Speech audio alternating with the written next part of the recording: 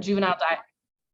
Oh, whoops, we forgot to record it. Janet, thank you. Okay, well, they'll get most of it if they see the recording. So how do we relate to Gen Z? They were born 1997 to 2012 and constantly connected, always had the internet and the world at their fingertips, but they're also slightly sedentary. They have one of the highest rates of juvenile diabetes. And part of that is not only are they more sedentary because they're always on their computer devices, but also a lot of our K through 12 schools have discontinued or reduced PE and recess time and things like that. So it's kind of, those two things kind of go hand in hand. One of the things that's kind of attributed to this constant connection is that this group tends to have a short attention span. And they have so many different channels of communication and so many different ways that information is being fed to them that they feel like they don't have enough time to absorb all that information. So they are categorized as being global, progressive, entrepreneurial, but less focused. Again, so much information coming in, it's hard to focus on one thing at a time.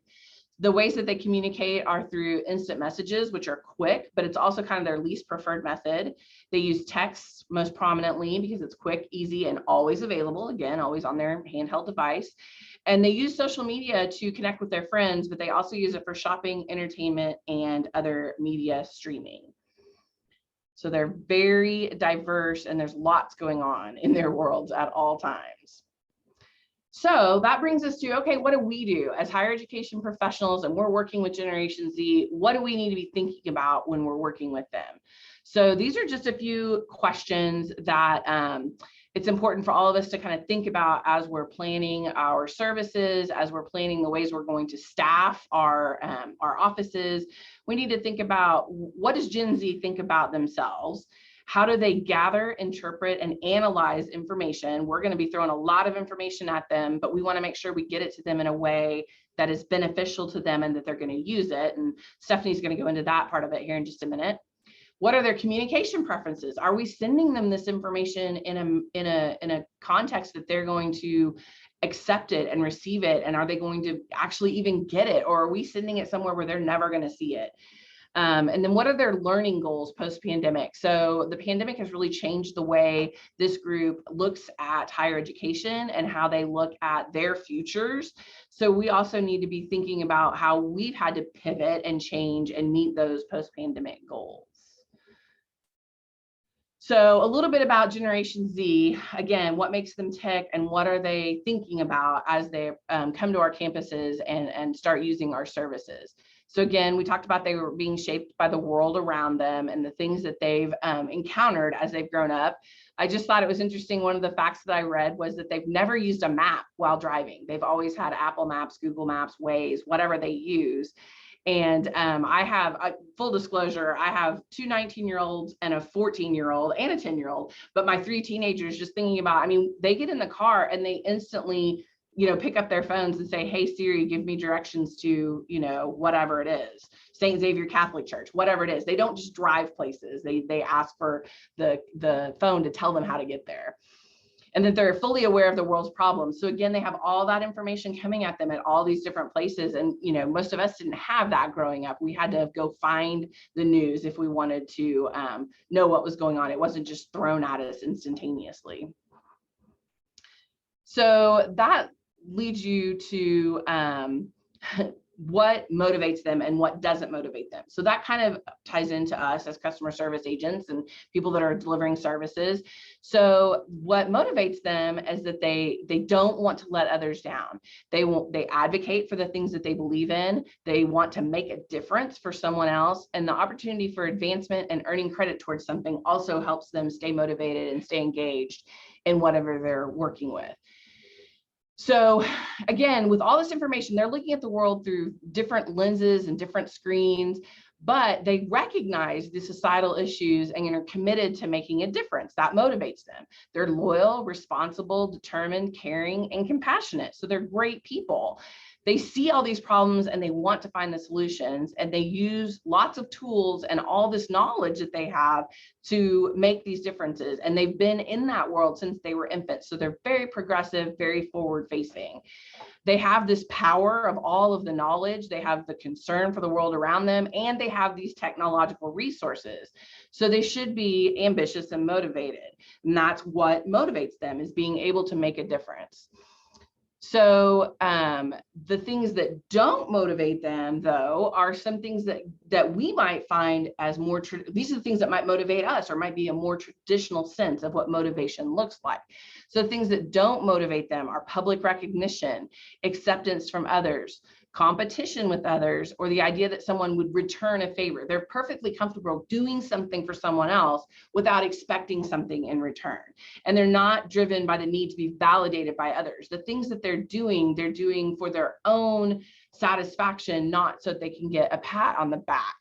So it's generally assumed in the past that teens and young adults are driven to fit in and find acceptance, but Gen Z doesn't really fit that mold very well. So that's an important thing that we need to be thinking about, again, as professionals that are delivering services, because they don't need as much of that attention and pats on the back and the things that we might be used to using as rewards for our students. So I do believe this next slide, yes, this is where Stephanie's going to talk to us about serving Gen Z.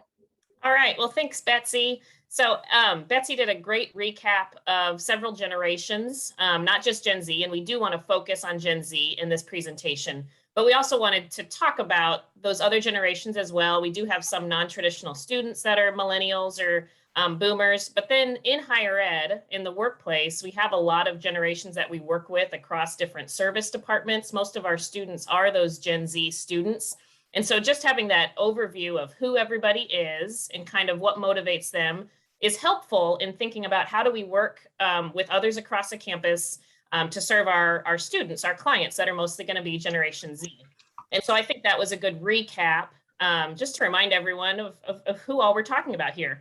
I remember a little over 10 years ago, I was new in higher ed. I was right out of my master's, and I went to a generational leadership presentation similar to this one, with a woman who travels around and is an expert in generational leadership. And she did a similar thing, kind of recapped all these things. And at the time, millennials were entering the workforce, and I'm an elder millennial. And so this presentation just railed against millennials because it was what Gen X before them had been. Oh, they're lazy. Oh, they don't want to do anything. They just want to go to school. They don't want to get a job, things like that. And I remember thinking ever since that moment, like when we talk about upcoming generations, we want to be really positive, right? So it's easy for us to say like, oh my goodness, here's all these negative, here's all these challenges. So if you are Gen Z in the audience today, or you have younger siblings, or obviously students that you work with that you're close to who are Gen Z, we want this presentation to be positive. How are we going to meet students where they are? Every generation is different and unique. They have different needs and expectations. So that's really what we wanted to focus on with Gen Z. So as Betsy said, Gen Z, you have to think about the lives that they have lived prior to coming to college. They grew up in a post 9/11 world. My younger sister sat on the couch and watched that second tower fall. She was 4.5, 5 years old. And that shaped a lot of her life. Her whole life, she spent practicing active shooter drills since elementary school. I didn't do that until high school or college because of my age. And so it makes sense that this generation is going to be a little more anxious. They're going to be timid. They're going to be risk averse. Research on Gen Z says that they engage in way less risky behavior than teenagers before them. They're less likely to drink alcohol. They're less likely to have sexual relationships. They're just more risk averse. They're a little more timid in what they do. And it makes sense also that a side effect of that is that their parents are going to be different parents than we've dealt with for other generations as well. So you're familiar with the term helicopter parents, the parents that kind of hover over their student and want to know what they're doing. The new term for a lot of the parents of Gen Z is lawnmower parents. They are on the ground and they are moving things out of the way that might be a potential obstacle for their student. And that's been a change for us serving students in higher ed. But it's a change that we have to be able to accommodate as well. So we have a different generation that has kind of different expectations and needs, and we have different parents that we might be working with as well. So both the parents and Gen Z students are just more asky. They have more questions, they want more services. And so those are some things I want to highlight today. Let me give some credit to Lisa Herndon, who did a presentation on some of this, the same information I'm going to share today. She did a presentation on this at our OACRO Frontline workshop. And so several of these stats and stuff I've been able to pull from that because it's just good to reiterate. So a few things about Gen Z. How do we serve Gen Z? Well, number one, their expectations have changed. So again, the way that they want to communicate with us, what they expect from student services, that has changed drastically than other generations and perhaps what we felt like when we were in college ourselves. Students are actually shopping more. So Gen Z students, if you work in admissions, you've probably read some of the stuff that Gen Z students are applying. They're casting a wider net. They're applying to more schools. I applied to 2 or 3 when I was going to college. It's not uncommon for Gen Z students to apply to a dozen different schools or maybe more because they're looking for the best deal. They're looking to maximize the quality of the education, how much financial aid they're going to get, maybe what their scholarships are going to be, where they're going to live, what their experience is going to be like. And so they're just looking at the value of education, quality, amenities, responsiveness, how responsive or good a website is, how quickly they get information from a school. Those are all things that are more important to that generation. And then retention. A 2012 Raisman poll measured why students leave an institution and found that 2 of the highest reasons were their colleges didn't care about them, that's 25%, and poor customer service is 23%. Now, 2012, that would be still kind of the end of that millennial generation exiting college, but it kind of shows us that shift in what students are looking for. Other things that were on that poll is that 18% felt like college wasn't worth their time. If you've worked in higher ed for a bit, you know that's a challenge we're all facing in our industry as people are questioning the value of higher education. Finances, the cost of college was 13% of the reason that students cited for leaving a college or a university. 10% was class schedules not working with what they needed. 8% was personal problems, 2% was grades, and 1 was educational quality. So students have expectations from how an institution serves them, and that affects their retention. Can you go to the next slide, Betsy? Okay, so how do we communicate with Gen Z? 55% of Gen Z students in a recent Zendesk poll said that they preferred communicating online. So that's going to be what information they can find on a website, even a chat box. I hate going to a website and a chat box popping up because I know I'm just talking to a robot or a computer, but Gen Z preferred that as opposed to picking up the phone and talking to a real person on the phone. So that online interface, if your website is not using chat boxes, if it doesn't have information where those students can find it quickly and feel like they're getting stuff answered, that might be a challenge that your institution needs to think about. 30% of Gen Z said that not being able to find the information I need online would indicate to them a bad customer service experience.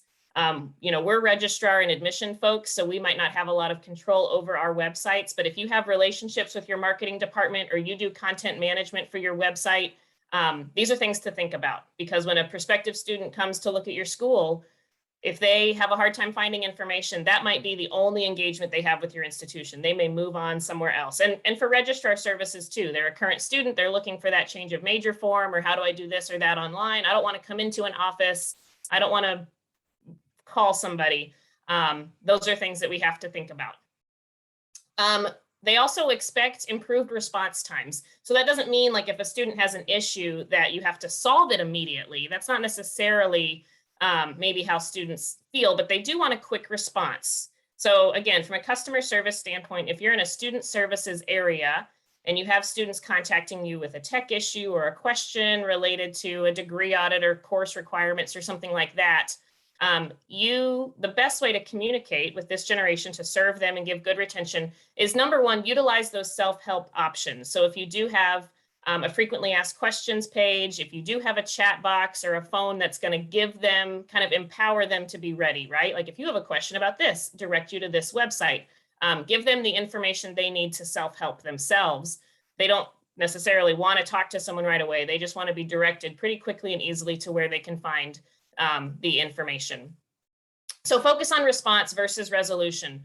Like I said, the last week and a half, I've been at home with sick family members, and I'm still working from home and trying to stay on top of stuff.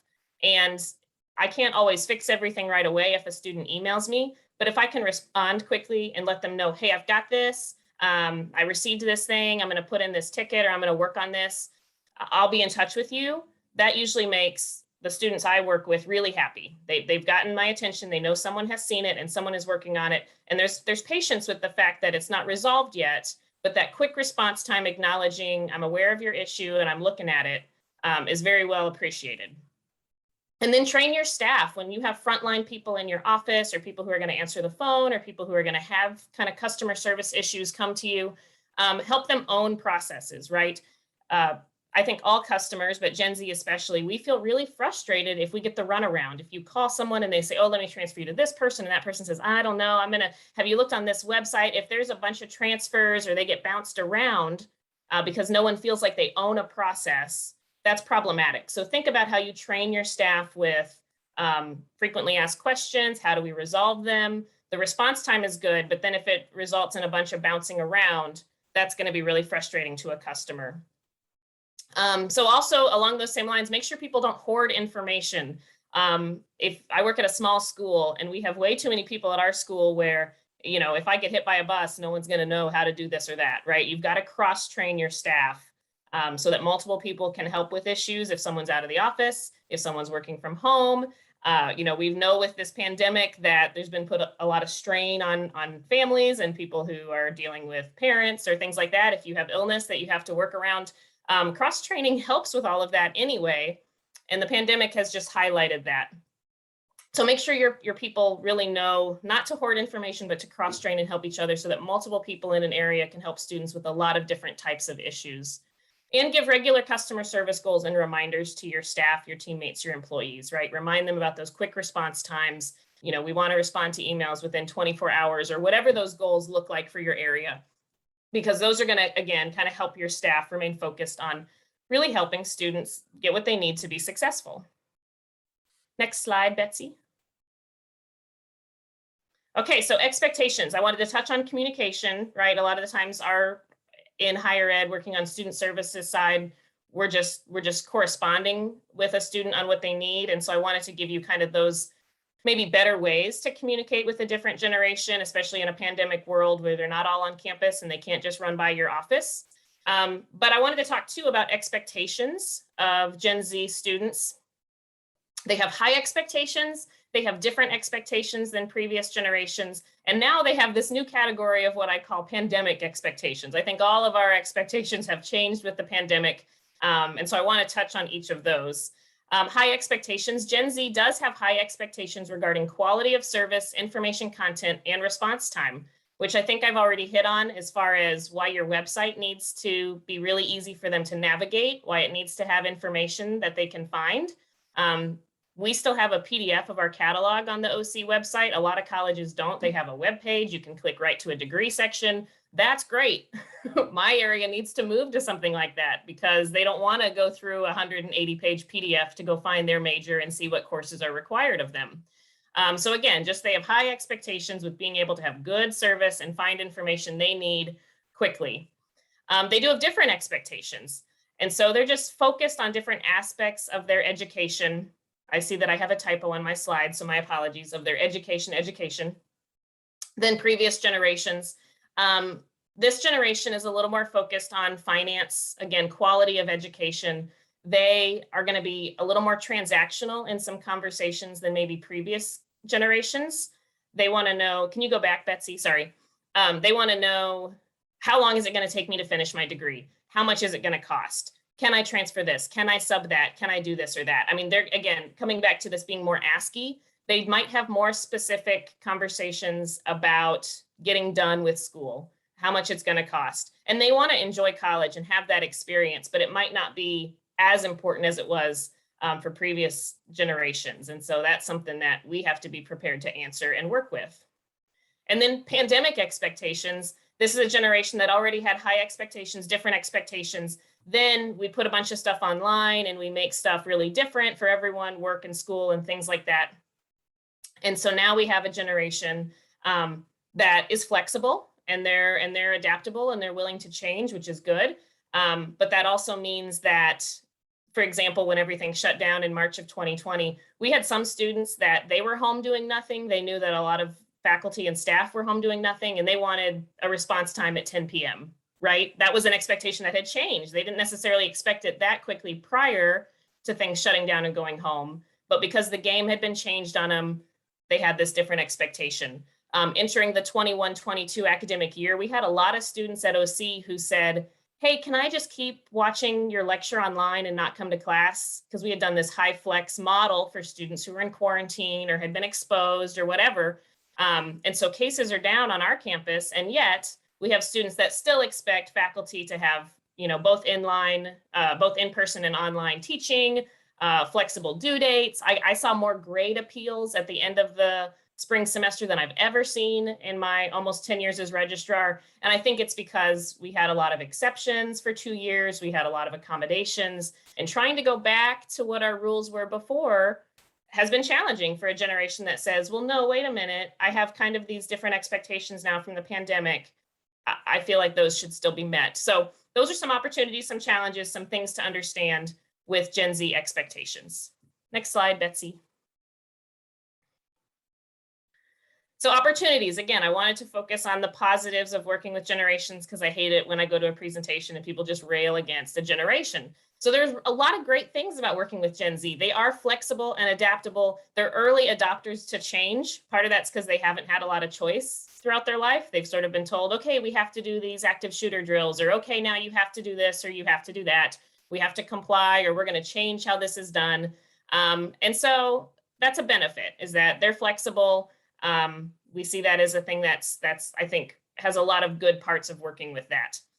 They're also really tech friendly. This doesn't mean that they're exceptionally computer literate. So if you've ever tried to teach a Gen Z person how to do a formula in Excel, they might have no idea what you're talking about. And that's not entirely their fault, because they grew up as digital natives. We took all the computer classes out of high school and out of college and said, oh, you're not required to do this. You know how to use a computer. Well, that doesn't mean they know how to use the full Microsoft suite or things like that. So they might not be tech friendly in some specific programs or softwares like that, but communicating with them is really quickly done through social media, text messaging, etc. It's really easy to reach them quickly through those means. And so then when we just think about serving this population, we have to think about how we're updating our own systems to make it easier for those individuals to find information on a website or a campus portal, make it easier for them to waive their FERPA rights, for example. We know that more and more parents are on the ground involved with their Gen Z students' education. And so after we had tons and tons of students and parents saying, hey, I need answers to this. And we would say, well, I can't tell you because of FERPA. They would say, okay, well, how does my child go waive that? So we've changed some processes at OC to make that easier. A digital form, we've got a third-party proxy where the student can give their parent permission to go see their grades themselves or see their degree audit.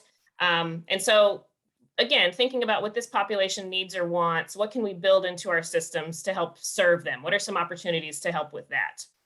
And so those are, I don't know if I went through that too quickly. I was trying to get through all my points before a child barged into the room and interrupted me. But Betsey gave a great overview of our different generations. And then we wanted to touch on those communication preferences, what the expectations are in the literature from Gen Z students, and some positive opportunities about working with students. And so Betsey, if you want to go to our next slide, this is where we want to turn things over to you. I've seen there's been some activity in the chat. I haven't had a chance to read those, so I'll review those too. But a question for the group is, what have you learned about this Gen Z population, and what is your area doing to meet the demands or expectations of this generation? What suggestions do you have to work better with Generation Z? And I'll mute my mic and let you guys chime in, or you can do stuff in the chat. I'm going to chime in super fast because we actually are rolling out a brand new program at OSU, the Student Success CRM department. Like, we created a whole new department, and which also makes Kyle Brown sad, because that means I'm exiting the registrar world and moving over to the CRM communications world. Yeah, I know. Sorry, Kyle. But I'm super pumped. Like, this fits right in with what Stephanie and I have been researching and talking about.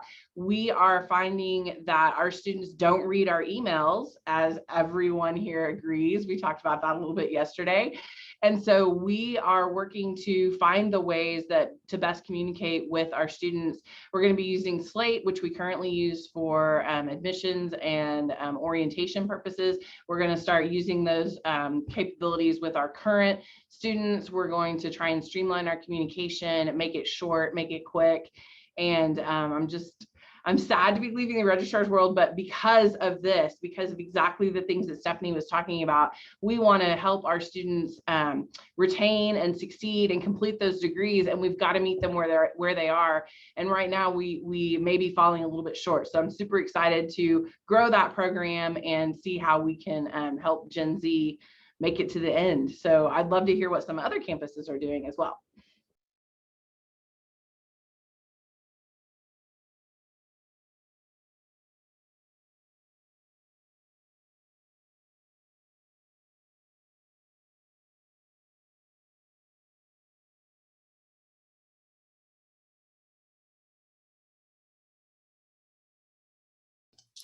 I'll go ahead and jump in because I can hear the crickets. One thing I think, while COVID and the pandemic was terrible, I think it let us thaw a lot of processes. One thing my office has done is we've gone to Adobe Sign to do digital forms because students don't want to come in and sign a form. They don't want to do any of that. And so we spent time looking at how can we take those processes to where they live and make it as easy as possible for them. And also, I just like to agree, I guess, with Stephanie's point about they're digital natives, but that doesn't mean they know how to use a computer well. They're familiar with a computer, but we were talking about this in our Gen Ed assessment group of should we still have computer proficiency because they all know how to use a computer, and it's like, but do they know how to like access anything other, like they know how to use a web app really well, but do they know how to troubleshoot or install a driver or some of these things that they need to know? But we just assume because they're computer savvy in this way that it applies to everything. And I think it's important to kind of keep that in the back of your head, that just because they know how to use some stuff really well and they're good at TikTok doesn't mean that they know how to sign a form. I mean, even the digital form that I sign that has a click here to sign, I've had people like, oh, how do I sign it? And I'm like, well, did you open it yet? Because maybe we try that first and we'll troubleshoot it after that. But there were just some excellent points, and that's what we've done.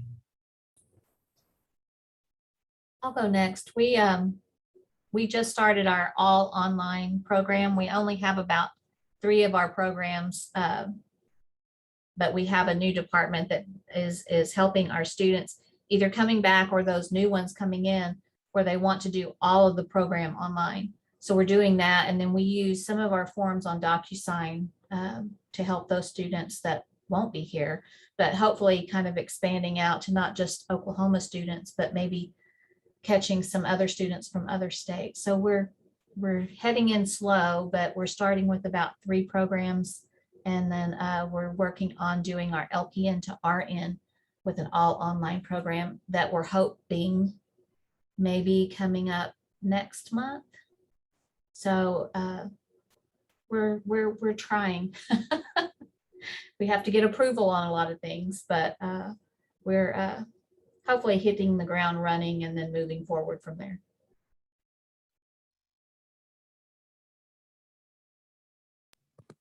Yeah, Angela at OCU just said on the chat that her kids are using the Google Suite products in school.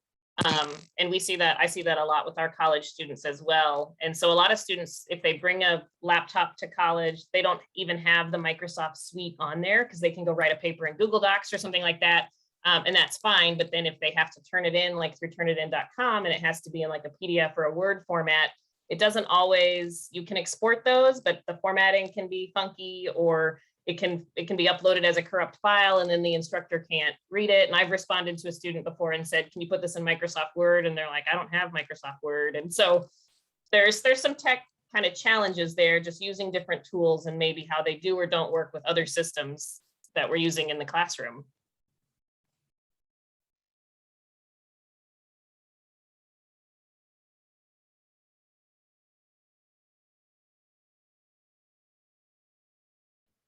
I think one of the things that we've really focused on in our front line here in the registrar's office that Stephanie kind of mentioned too is response is better than resolution.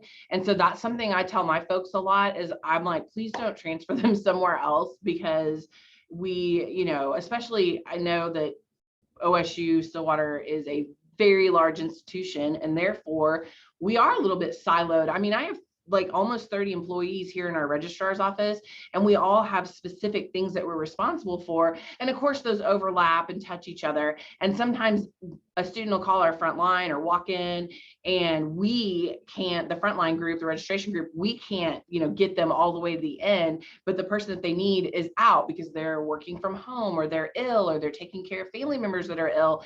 And so we work really hard to make sure we're communicating with them. Hey, the person you're going to talk to is XYZ. They're currently out. We're going to get you, we're going to get your information to them. They will respond to you tomorrow or Friday. And when they respond, they may not have a solution either, but they're going to keep in touch with you so that you know what's going on. And that usually makes them feel a little bit better and feel reassured that they're being cared for and that their problem is being taken care of.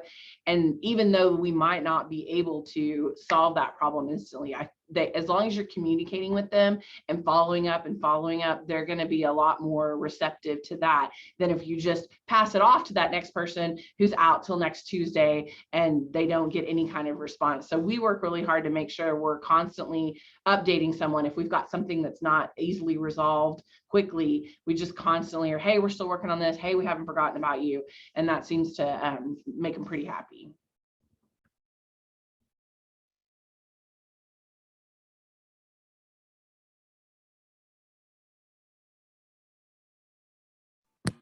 I saw that several people commented too that they were Gen X or they were millennials, but they still had some of the same preferences as Gen Z, you know, not wanting to make a phone call unless there's absolutely nothing else on the website or text services or something that can answer a question. So I do think that there's changes for this generation and as a result of the pandemic that make other generations of customers happy as well. I do like it if I can go to a website and just find what I need. If I can make reservations for a restaurant online through OpenTable or something, that's wonderful. I way prefer that than looking up the number and calling and telling them something and they go look at the reservation book and they come back, you know, and that's a little thing, but it's something I appreciate and I'm not a Generation Z person. So there's pros to it, I think.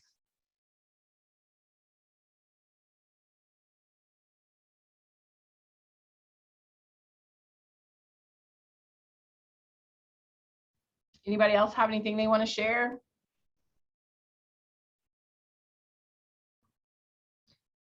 All right, well, if not, we did make a reference slide. So if there's any of this information that you would like to go back and look at in depth or anything like that, just let us know and we'll be happy to share the reference information with you. And here are Stephanie and I's email addresses.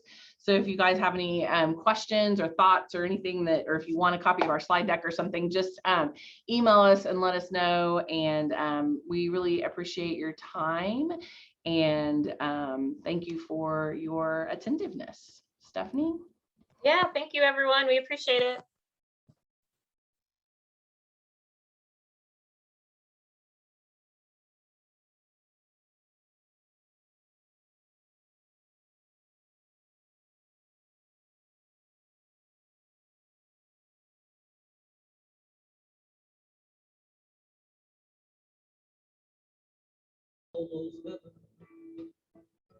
West Virginia, the rich mountains.